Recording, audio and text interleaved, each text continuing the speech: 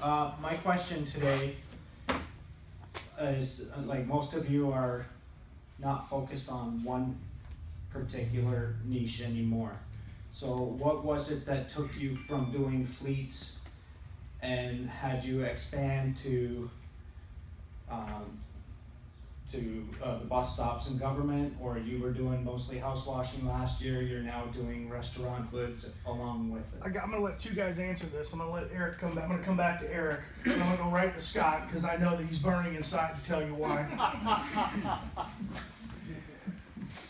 You spot the opportunity, you take You're not advantage of it. stopping on That's this, what right? it boils down to. Okay, good. I started out a long time ago fleet washing, and Ron came to me and said, "Scott, you can't do fleet washing, man. There's no money in it." Am I right? And you have to work on weekends. And you have to work on weekends, and that was actually a big thing for me. I was missing my kids growing up, and so my wife and I started looking for other things, so that I could have weekends with the family, so I could take my boys camping, so I could go out and go camping with Boy Scouts, so we could go play together, you know. And that's why I wanted to get away from fleet washing. But it was a decision you had to make to go off and target something else, or was there something else that was already there coming to you? So what happened was, about 15 years ago, I got a bid offering. 16 years ago, I got a bid offering to clean some bus stops for one city in Mesa because the contractor pulled out of town.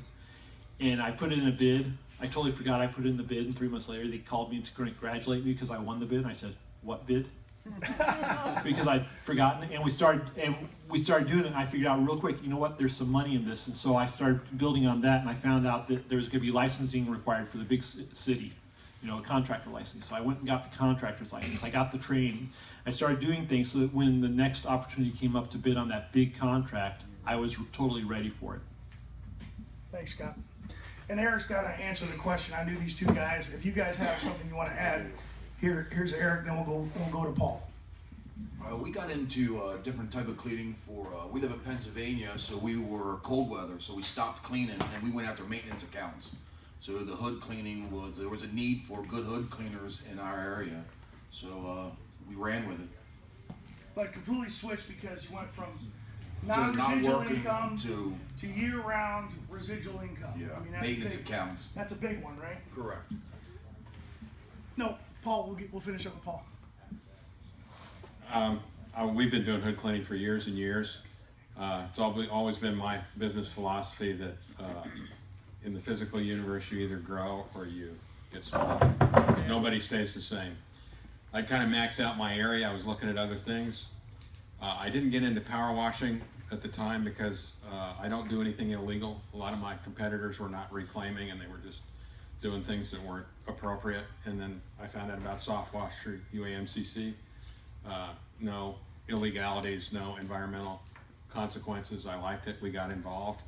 And also my 10-year guy here, Tom, was getting a little bored with hoods and wanted to do something else maybe during the day. That's true. So that's why we're doing it. And yeah, just as the UAMCC has been really helpful. Yeah. The UAMCC has been really helpful in this, and in terms of expanding my horizons. So I'm here to help others expand theirs. Super duper. We'll get to the next question. You got something? Just one more thing, you'll find a lot of people in your career that'll say, "You can't do that." I had a guy tell me years ago that I couldn't make money in fleet washing and not wash on Sundays. I don't wash on Sundays. That's family time. A lot of people tell you can't do it. You can if you all you have to do is sit down and figure out a way. Thanks, guys.